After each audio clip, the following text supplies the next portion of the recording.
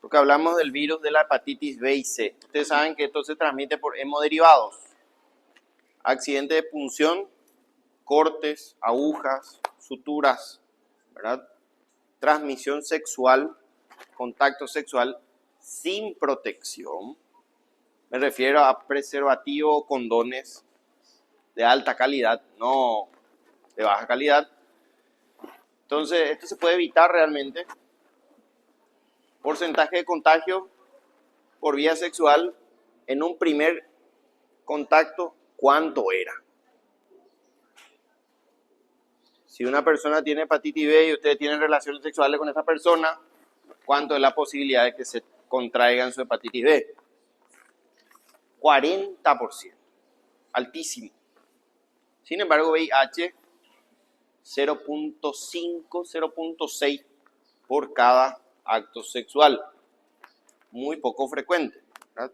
Aún así, la tasa de transmisión es altísima y sigue siendo por vía sexual la vía más contagiada, ¿verdad? Bueno, entonces esto es muy contagioso. El Hepatnaviridae, ¿sí? El grupo del virus C y virus B, gran responsable de hepatitis crónica e insuficiencia hepática crónica, ¿verdad? ¿Tiene vacuna? Muy bien, la hepatitis B sí tiene. ¿Cuántas dosis? 3 dosis, muy bien. Ahora, al mes y a los 6 meses, ¿verdad? Está medio convulsionando.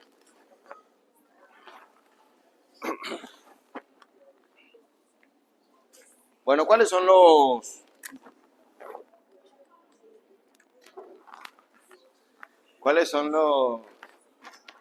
los antihepatitis que tenemos, ¿sí?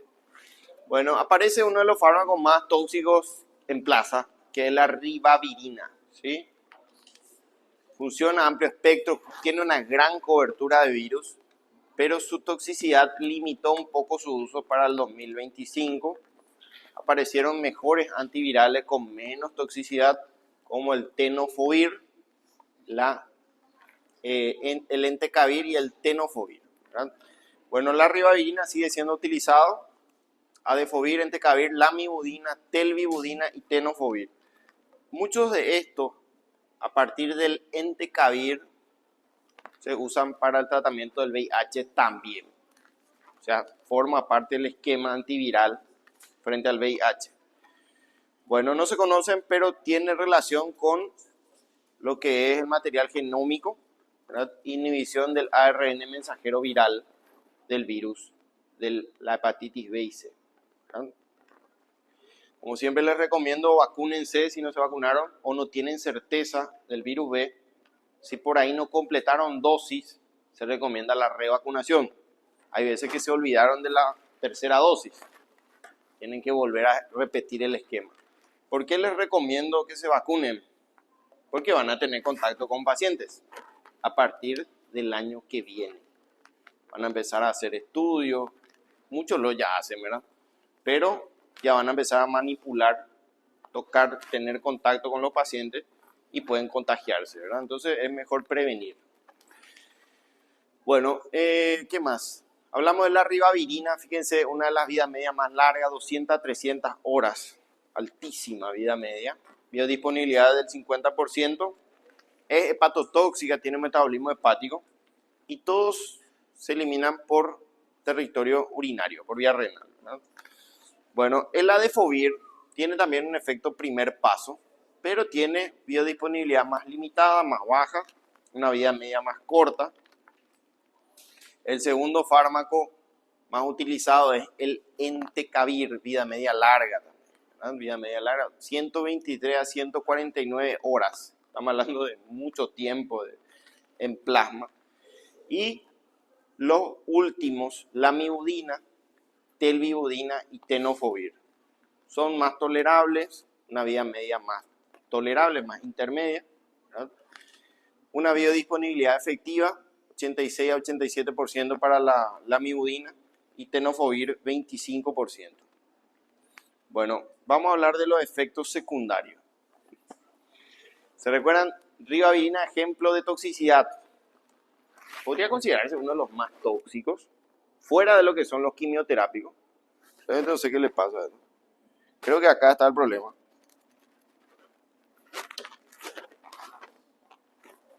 No creo que sea la solución, pero puede ser. Bueno, irritación de conjuntivas, puede haber erupción cutánea y sibilancias, más fenómenos alérgicos, ¿no? Fenómenos alérgicos. Sin embargo, acá está el problema. Uno llama la atención la categoría X para el embarazo. Es teratogénico, embriotóxico, tumorogénico, o sea, produce tumores, induce tumores, ¿no?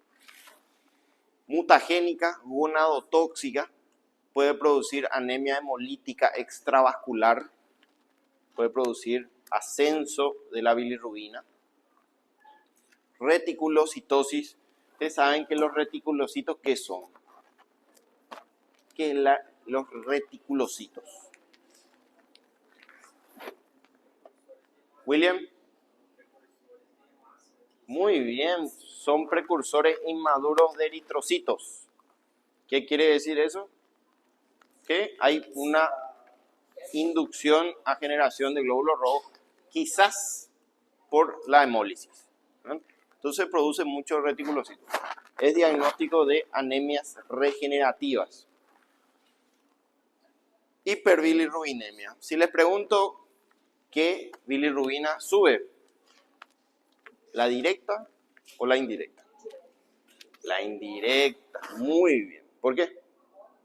Por la hemólisis, ¿verdad? Por la hemólisis. Estos puntos atiendan bien para el examen, porque ahí dice hiperbilirrubinemia nomás. ¿Directa o indirecta? Acá ya nos esclareció por qué es la indirecta, ¿verdad? Bueno, la ferritina, ustedes saben que la ferritina es depósito de hierro, pero tiene unas letras pequeñas que también funciona como reactante de la fase aguda. ¿Qué quiere decir eso? Que fenómenos inflamatorios también puede ascender. Bueno, los otros son menos tóxicos. El adefovir puede producir molestia inespecífica, cefalea, epigastralgia, náuseas, vómito. Es nefrotóxico, eso sí hay que tener cuidado con los pacientes renales, hipofosfatemia, acidosis, ¿verdad? Metabólica, glucosuria y proteinuria, incluso hepatotoxicidad. El entecavir es hepatotóxico, aumentan las aminotransferasas, subenzimas hepáticas. O sea, es sinónimo de hepatitis. Puede producir hepatitis por componente hepatocelular. Atiendan bien eso, se recuerdan de los antituberculosos. Patrón hepatocelular, patrón colestásico. Eso sí o sí para el examen. Apréndanse. Si por algún motivo no entienden bien, dediquen más tiempo a eso hasta que entiendan. Porque va a salir en el examen. No es que puede. Bueno, la lamivudina, muy utilizada en el tratamiento de la VIH hasta el 2012-2013, pero tenía muchos problemas hematológicos y es uno de los pocos que produce pancreatitis en niños. Y eso es pregunta fina, no mía, sino de CONAREM. ¿Cuál de los antirretrovirales produce pancreatitis en niños? Dice. Y es este, ¿verdad? Es la, no sé qué le pasa a este. No, es acá. Ahí. Bueno, la telvibudina también produce daño muscular, miopatías, dolores musculares, fatiga, cansancio y aumento del CCK. ¿Qué significa CCK? Creatinfosfoquinasa, que es una enzima muscular que se asciende por daño muscular, ¿verdad? Y el tenofovir, que fue uno de los más nuevos, empezó a aparecer 2013, 2015, hace poco, uno de los nuevos antirretrovirales y tratamiento hoy de primera línea para la hepatitis B y C. Es el único prácticamente fármaco que produce Fanconi. ¿Qué es lo que es Fanconi? Es un trastorno tubular renal en el cual no reabsorbe electrolitos y ciertos componentes como albúmina. Entonces empieza a eliminar grandes cantidades de electrolitos por obstrucción o impedimento en la reabsorción de electrolitos. Bueno, muchas interacciones con alimentos y fármacos, ¿verdad? Principalmente la ribavirina, que aumenta la biodisponibilidad con alimentos. Entonces aumenta su toxicidad. Entonces no se recomienda el consumo con alimentos por vía oral. Interferón es un tratamiento antiviral también específicamente para la hepatitis. Se usa mucho el interferón. Anteriormente era el análogo interferón alfa, pero hoy mejoraron eso y convirtieron en pegilado. Hay uno que es menos tóxico. Bueno, aumenta los efectos adversos, ¿verdad?, del interferón, los inhibidores de la retrotranscriptasa inversa, disminuye la actividad de la acidobudina y la estadobudina. O sea, podría asociarse hepatitis B con SIDA, por supuesto. Por supuesto, porque hubo un contagio sexual, ¿verdad? No sé qué le pasa, no está...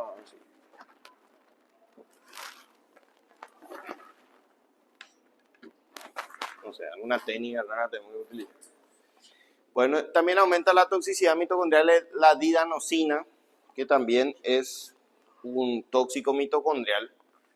El adefovir no tiene alteración, tampoco el tenofovir, la lamivudina ni la telvibudina con alimentos. Acá aparece uno, la lamivudina, trimetropin sulfa, que ya habíamos dado cuando dimos sulfamidas. Disminuye la depuración.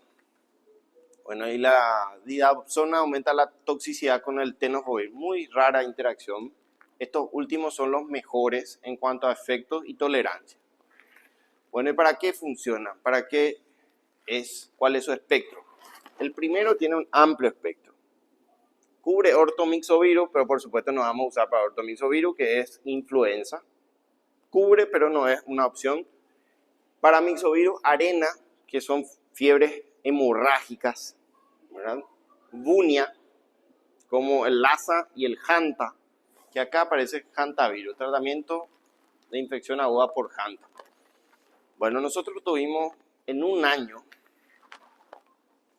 3 casos de hantavirus en el norte de Paraguay, región Chaco, Periamazona, cerca de Brasil. Es una enfermedad grave, afecta a los pulmones y produce una lesión pulmonar aguda, rápida, fulminante. ¿Cómo se pueden contagiar? Ratas marrones, heces de ratas marrones tienen el Hanta. Hay un terremoto. Y también infección, por supuesto, crónica por el virus C, que por cierto no tiene vacuna, porque tiene una variabilidad antigénica muy cambiante y rápida. O sea, no hay forma de crear una vacuna hasta ahora. Tienen en común eso con el VIH. No se puede crear una vacuna porque cambian genéticamente cada cierto tiempo. Bueno, los demás se utilizan para el virus B en su mayoría. Lamivudina, telvibudina. Hoy la terapia inicial del virus B es tenofovir. Se puede asociar con entecavir o también con interferón, ¿verdad? Depende del estado del paciente.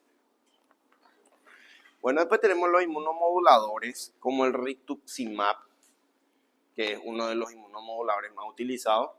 Y ustedes ven que los análogos de interferón tienen en varios puntos virales, como inhibe la transcripción, la traducción, el procesamiento post-transduccional y también la maduración del virus, así como impide la liberación. O sea, en varios puntos del proceso viral impiden. O sea, en teoría son muy buenos. ¿Cuál es la limitación? Son extremadamente tóxicos e intolerables, ¿verdad? Bueno, tenemos el interferón alfa A2, que estos no son todavía pegilados, y aparece en un segundo punto el imiquimod, muy utilizado para el tratamiento de condilomas acuminados, papilomavirus, ¿verdad? ¿Por qué dice no aplica? Porque viene en forma de crema para el tratamiento superficial, para el tratamiento cutáneo, Esto viene en forma de inyectables, por eso tienen biodisponibilidad. Y tenemos que si se aplican o se administran interferón para el tratamiento de la hepatitis, van a sufrir síndrome de influenza aguda generalmente, en un alto porcentaje. Fiebre, rinorrea, dolor desde garganta, dificultad respiratoria, una serie de componentes que aparece en la influenza. Bueno, también produce mielosupresión, toda la serie inflamatoria leucocítica va a caer, también trombocitopenia, puede haber sangrados, petequias, hemorragias. Neurotoxicidad produce somnolencia, confusión, perturbación de la conducta, despersonalización. ¿Esos que están afuera de qué grado son? Segundo o primero por ahí, ¿no? Bueno, convulsión, perturbación de la conducta ya dijimos, y algunos cuadros, esto es muy importante, exacerba los cuadros autoinmunes, tiroides Hashimoto, Graves, Sjögren, lupus, ¿verdad? Colitis ulcerativa, todo empeora. Entonces hay que considerar si el paciente es autoinmune. También disminuye la fecundidad. ¿Qué es fecundidad? Disminuye la fecundidad. No tiene injerencia sobre la esterilidad. Sí disminuye la fecundación, ¿no? Bueno, el imiquimod no tiene efecto. A ver, puede producir eritemas locales, alergias locales, pero nada más. Bueno, en cuanto a alimentos, no tiene ninguna interacciones. Y acá nos dice que el interferón aumenta los efectos tóxicos del colega tóxico ribavirina y también de la sidobudina, que es antirretroviral, ¿verdad? Bueno, ¿para qué se usan los interferones? Condiloma acuminado, HPV. Podría ser. También para infección crónica por el virus C y virus B. Esta es su principal indicación. Más para el virus C. Para el virus C que es más crónico, ¿verdad? Sarcoma de Kaposi, que ustedes saben que es una neoplasia mixta, ¿verdad? Sarcomatoide y vascular del o relacionado con el VIH, es el tumor más frecuente en el VIH. Cánceres, esclerosis múltiple, fibrosis pulmonar idiopática, que es una enfermedad muy difícil de diagnosticar, se llama también síndrome de Hammam, ¿verdad? Papilomatosis laringea, el papiloma se fue a la laringe. ¿Y cómo puede llegar el papiloma a la laringe? Es un misterio, ¿verdad? Artritis reumatoidea juvenil, también, virus respiratorio. Esto es importante porque el papiloma también puede provocar cáncer en esos lugares, ¿verdad? Y el imiquimod viene solamente, acuérdense, en tópico, cremas. Está disponible. No es muy barato, 100, 150 mil guaraníes. Se usa para el condiloma acuminado, para varios tipos de condilomas, para el molusco contagioso que dijimos que era por el pox virus, otra enfermedad de contagio sexual, y también para otros cuadros cutáneos de ADN virus. Funciona bien este inmunomodulador. Solamente que el tratamiento es crónico, no es que en 2-3 días, estamos hablando de meses de tratamiento. Bueno, entramos en VIH, ¿sí? No sé qué trastorno tiene este cable. Estamos muy nerviosos. Nos vamos a pasar por debajo.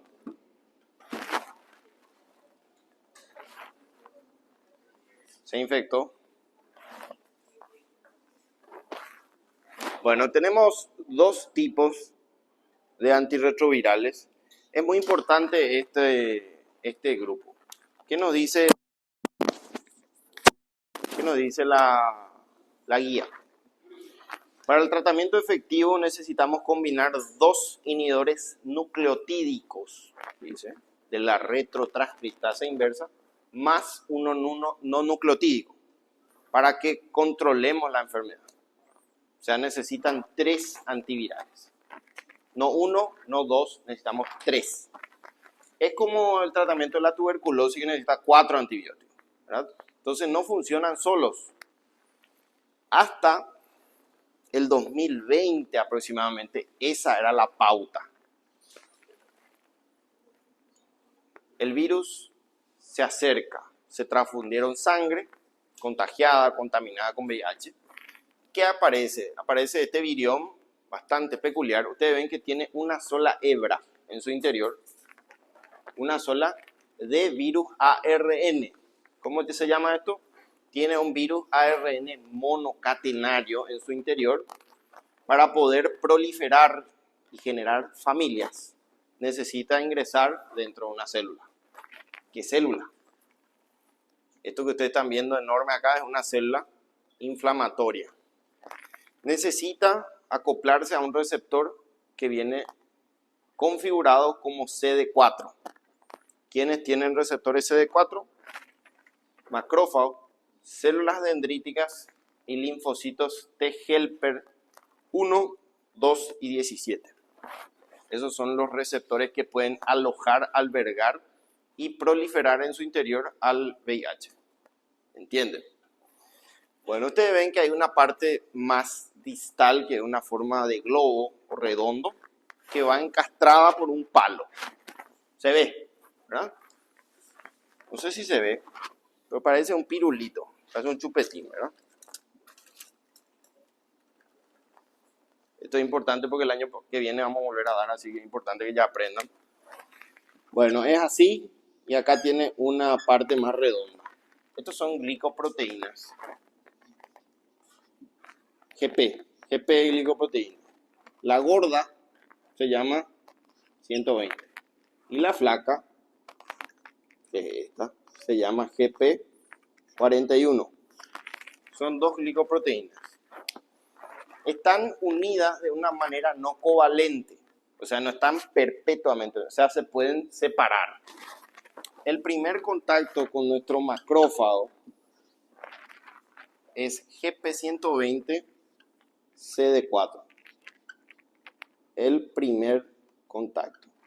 Entonces se une y rueda, gira.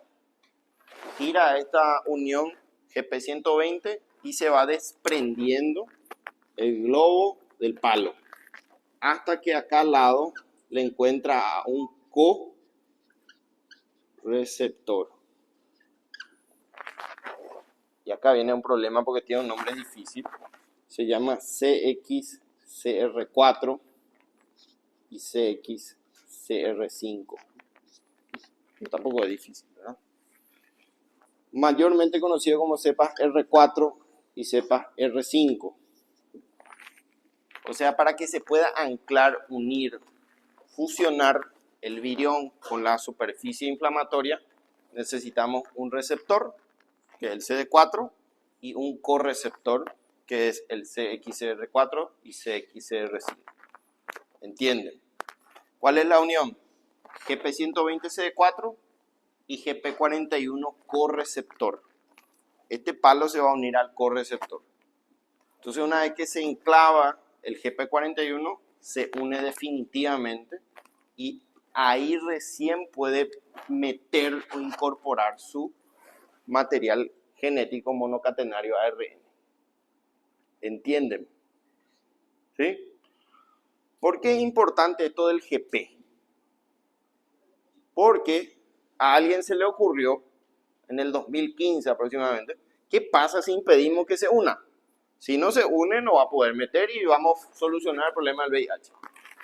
Bueno, se crearon los inhibidores de la adhesión y fusión, que es la enfuvirtida y el maraviroc. 2015, uno de los más actualizados antirretrovirales, pero no funcionó. O sea, de algún modo evita igual, o sea, se puede seguir uniendo y realmente se reserva para casos de resistencia viral. En caso de estos virus también pueden crear resistencia y hay ciertos grupos que se recomienda enfuvirtida o maraviroc. No son terapia de primera línea, por lo menos hasta ahora del tratamiento del VIH. Bueno, ingresa el virión, ustedes ven cómo ingresó, incorporó su material genético, esta copia de ARN monocatenario, pero necesita convertirse en ADN para poder introducir dentro del núcleo del hospedador. Entonces, tiene una enzima que se llama retrotranscriptasa inversa. ¿Y cuál es la función? Convertir el ARN monocatenario en ADN bicatenario. Entonces, ¿qué hace la retrotranscriptasa? Convierte ARN mono en ADN bicatenario. 2 hebras de ADN. Imagínense lo que hace esta enzima, ¿verdad? Una vez que tiene sus 2 copias, acá vemos las 2 copias de ADN bicatenario, enfrenta otro problema. Tiene que incorporar dentro del núcleo y no puede. Entonces aparece la integrasa. ¿Qué hace la integrasa? Incorpora ese ADN bicatenario y ensambla al ADN del hospedador, en este caso de un macrófago o una célula dendrítica. Una vez que incorporó al ADN, ya puede generar nuevas proteínas virales. Todo ese proceso que hace.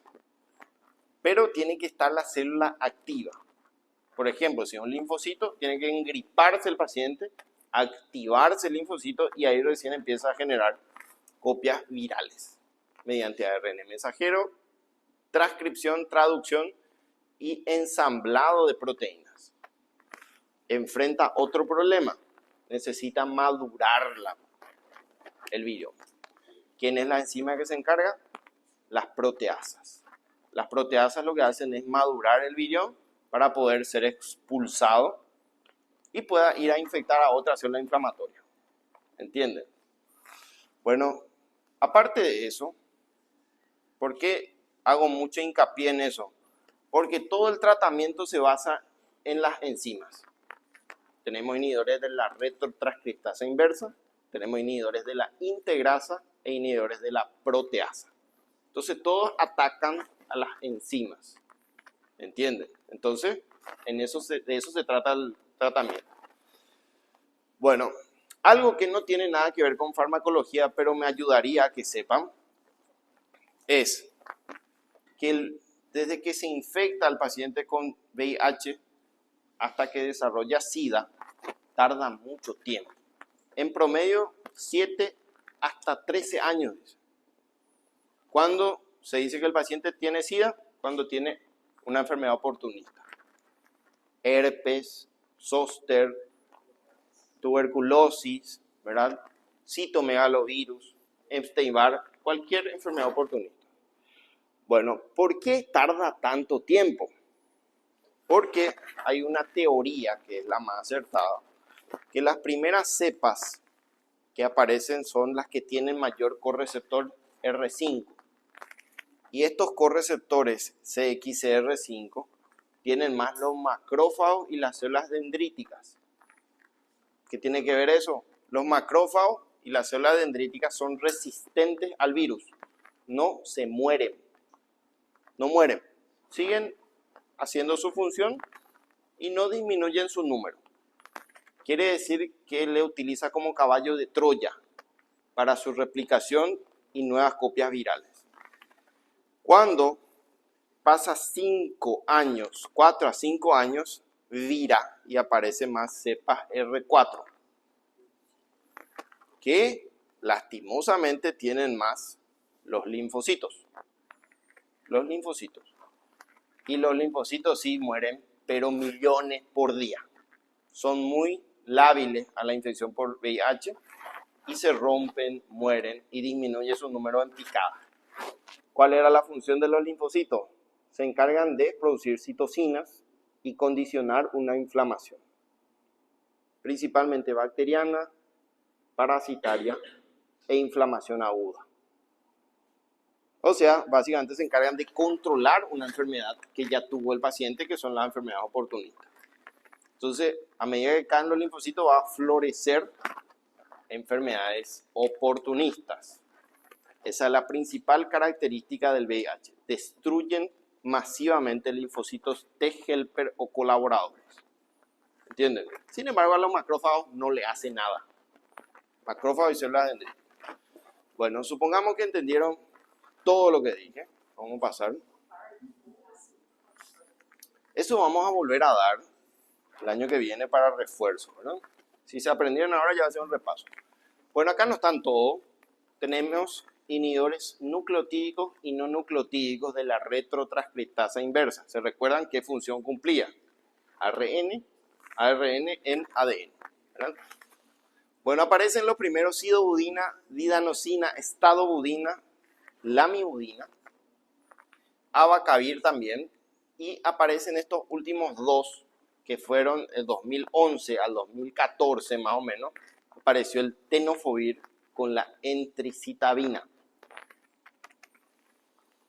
Hasta donde yo hice mi residencia, en los primeros años el tratamiento era sidobudina más lamivudina. Ven que viene con configuraciones de abreviaturas. AZT, 3TC. Difícil de memorizarse eso. Así que las memorizaciones o el aprendizaje de abreviaturas vamos a ir más bien para antituberculosos para el examen. Antirretrovirales no, si saben perfecto, ¿verdad? Esto se diseñó porque esta enfermedad tiene muchos trastornos sociales de discriminación. O sea, si escuchan por ahí algún familiar, algún vecino que está consumiendo sidobudina más lamivudina, va a decir, tiene SIDA, ¿verdad? Entonces ya un trastorno social. Entonces viene con abreviatura y los médicos utilizamos esta abreviatura. Está en tratamiento con AZT-3TC. Nosotros sabemos qué significa eso, pero la comunidad no. Aunque el Google ya delata, ¿verdad? Bueno, acuérdense de estos dos últimos, los nuevos que se crearon, tienen muchas ventajas versus los primeros que es sidobudina y lamivudina.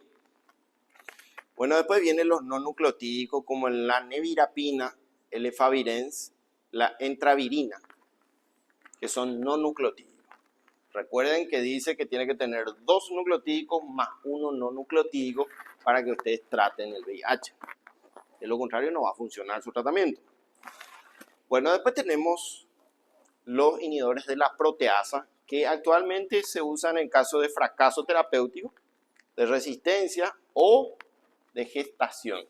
Son los únicos que son tolerados en las embarazadas, como el saquinavir, el lopinavir, el ritonavir, el indinavir, todo termina en vir. Entonces estos son más terapias de segunda línea o gestación. Después tenemos los inhibidores de la adhesión, que es la enfuvirtida y el maraviroc. Y por último los inhibidores de la integrasa, que es el raltegravir, acá nos dice. Pero el más nuevo se llama dolutegravir.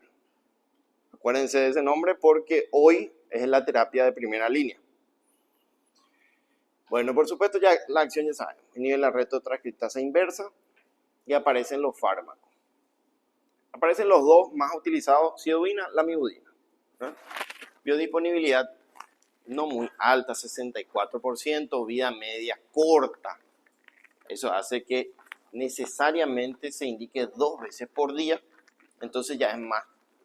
Produce muchos trastornos para la adherencia al tratamiento. Sí o sí se tomaba 2 comprimidos por día. Bueno, después tenemos terapias opcionales, estadobudina, abacavir, pero hacemos mucho hincapié en estos dos, tenofovir y entricitabina. Acuérdense de eso porque hoy es terapia de primera línea. Mejora la biodisponibilidad, la vida media más larga, entonces como es larga, es 1 vez por día nomás. Mejora la adherencia, ¿verdad? Todos se eliminan por vía renal y acá están los problemas, ¿verdad? Muchos efectos adversos. Realmente esto observamos muchísimo, son mielotóxicos, producen granulocitopenia, anemias, ¿verdad? Como dice acá, anemia principalmente observamos mucho, síntomas generales, fatiga, mialgia, náuseas, vómitos, anorexia, adinamia, mialgia. O sea, una serie de eventos colaterales que sufría un paciente que tenía VIH, no por el VIH, sino por el fármaco. Entonces, había mucha tasa de fracaso. Mucha tasa de fracaso. Y estos efectos se veían muchísimo. También aparece el síndrome de Salé, que es el síndrome de acidosis láctica y esteatosis hepática, que es un trastorno bastante. Recuerden que este tratamiento va a ser de por vida. De por vida. No puede suspender ningún tiempo su tratamiento, porque van a venir las enfermedades oportunistas, ¿verdad? Sí, es gratuito. no falta. Depende mucho, yo creo que hay que mejorar muchas cosas todavía, principalmente con los programas de tuberculosis, que están muy deteriorados, ¿verdad? Desastre es, realmente es un desastre. No le siguen a los pacientes, no saben si toma o no toma su fármaco. O sea, no hay un seguimiento. Así como dijiste que te iba y le daba el comprimido en su boca a tu paciente, acá no, ¿verdad? Y lo mismo con el VIH. Hay muchas personas que abandonan el tratamiento. Por ejemplo, ahora tenemos una paciente de 31 años. Imagínense, 31 años. SIDA estadio C3.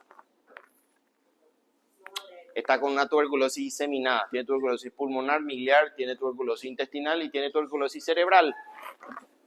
Mal pronóstico, ¿verdad? ¿Por qué? Porque abandonó su tratamiento. Porque no podía caminar y no podía ir al puesto a solicitar, dice. Entonces, tendría que haber un ente que le siga, que le lleve el fármaco. En este caso.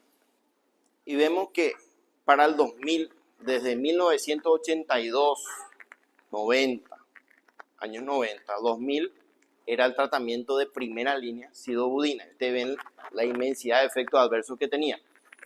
En un gran porcentaje. No es que 20 o 30%, más del 50% tenían estos problemas porque era crónico el tratamiento. Bueno, la lamivudina mejora un poco, pero tiene también el problema de la toxicidad mitocondrial y pancreatitis en niños. Recuerden que los niños también se contagiaban gracias a la mamá por transmisión vertical, ¿verdad?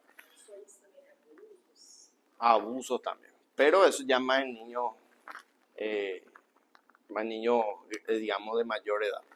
Bueno, la estadobudina y dianosina, cefalea, náuseas, y este es muy neurotóxico. Produce lipodistrofia, neuropatías periféricas, ¿verdad? Retinianas, neuritis óptica, hiperuricemia, o sea, muchos efectos adversos, ¿verdad? También produce el síndrome de Salem, una hepatitis, esteatosis hepática, incluso con transaminitis. Pero aparece 2015 aproximadamente, 2013, 2015, tenofovir. ¿Efecto adverso? Nada. Ningún efecto adverso. Entricitabina, nada. Solamente hiperpigmentación cutánea que se ve muy poco porcentaje y no produce ningún efecto tóxico. Entonces mejoraron la toxicidad. Hoy es la combinación inicial del tratamiento del VIH. Entricitabina más tenofovir. ¿Tiene efecto adverso? No. No hay efecto adverso.